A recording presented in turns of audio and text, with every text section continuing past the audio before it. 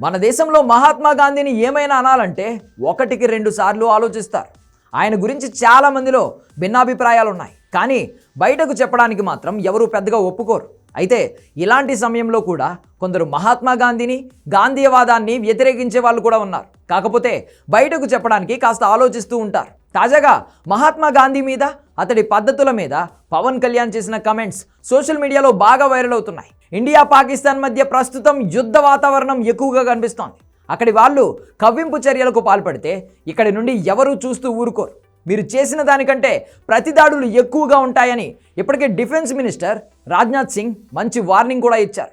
దాంతో పాకిస్తాన్ మీద ఉపేక్షించేది లేదు అని చాలా క్లారిటీగా భారత ప్రభుత్వం చెప్పినట్లే. ఇలాంటి సమయంలో కూడా పాకిస్తాన్ మీద యుద్ధం చేయొద్దు అంటూ మన దగ్గర కొందరు రాజకీయ నాయకులు చిలక పలుకులు పలుకుతున్నారు. అలాంటి వాళ్ళ మీద విమర్శలు బాగానే వస్తున్నాయి. తాజాగా ఆపరేషన్ సింధూర్ మీద పవన్ కళ్యాణ్ ఒక ప్రెస్ మీట్ పెట్టారు. అందులో చాలా మందికి డైరెక్ట్గానే వార్నింగ్ ఇచ్చారు పవర్ స్టార్. దేశం మీద ఏదైనా పోస్ట్ పెట్టాలనుకున్నప్పుడు ఒకటికి 2 సార్లు ఆలోచించి పెట్టండి. ఏదైనా నెగిటివ్ పోస్ట్ కనిపించిందంటే మాత్రం దాని మీద తీసుకునే చర్యలు మామూలుగా ఉండకూడదని స్ట్రాంగ్ వార్నింగ్ ఇచ్చాడు జనసేనాని. ముఖ్యంగా సెలబ్రిటీలు, సోషల్ మీడియా ఇన్ఫ్లుయెన్సర్లు ఇండియాకు వ్యతిరేకంగా ఏదైనా పోస్టులు పెట్టినట్లు తెలిస్తే అస్సలు ఉపేక్షించమని పవన్ చెప్పారు. అదే ప్రెస్ మీట్లో చివరి నిమిషంలో మహాత్మా గాంధీ గురించి, అతడి శాంతి పాలసీ గురించి ఒకరు అడిగారు. దానికి చాలా సీరియస్గా సమాధానం చెప్పారు పవన్ కళ్యాణ్. ఇన్నాళ్ళు పాకిస్తాన్ ఎన్ని వెధవ పనులు చేసినా చూస్తూనే ఉన్నాం. వాళ్ళు కొట్టినా తీసుకున్నాం, ఇంకా కొడుతూనే ఉన్నారు, పడుతూనే ఉన్నాం.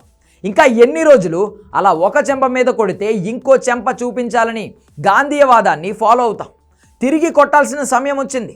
శాంతి శాంతి అంటూ కూర్చుంటే సరిపోదు కదా అని చాలా స్ట్రాంగ్గా తన అభిప్రాయం చెప్పారు పవన్ కళ్యాణ్. ఈయన కమెంట్స్ గాంధేయవాదులకు అస్సలు నచ్చడం లేదు. జాతిపిత మహాత్మా గాంధీ చూపించిన దారి కాకుండా హింసాత్మక ధోరణిలో వెళ్ళడం ఎంతవరకు కరెక్ట్ అని వాళ్ళు అడుగుతున్నారు. కానీ అలా అడిగే వాళ్లకు కూడా చాలా స్ట్రాంగ్ కౌంటర్స్ పడుతున్నాయి. పాకిస్తాన్ నుండి ఎవడో ఒక ఉగ్రవాది వచ్చి మన దేశ ప్రజలను మతం అడిగి మరీ చంపేస్తుంటే చూస్తూ కూర్చోవాలా?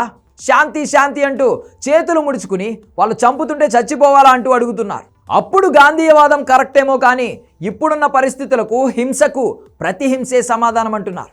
ఈ విషయంలో పవన్ కళ్యాణ్ చెప్పిన దాన్ని ఏకీభవిస్తున్నారు వాళ్ళు.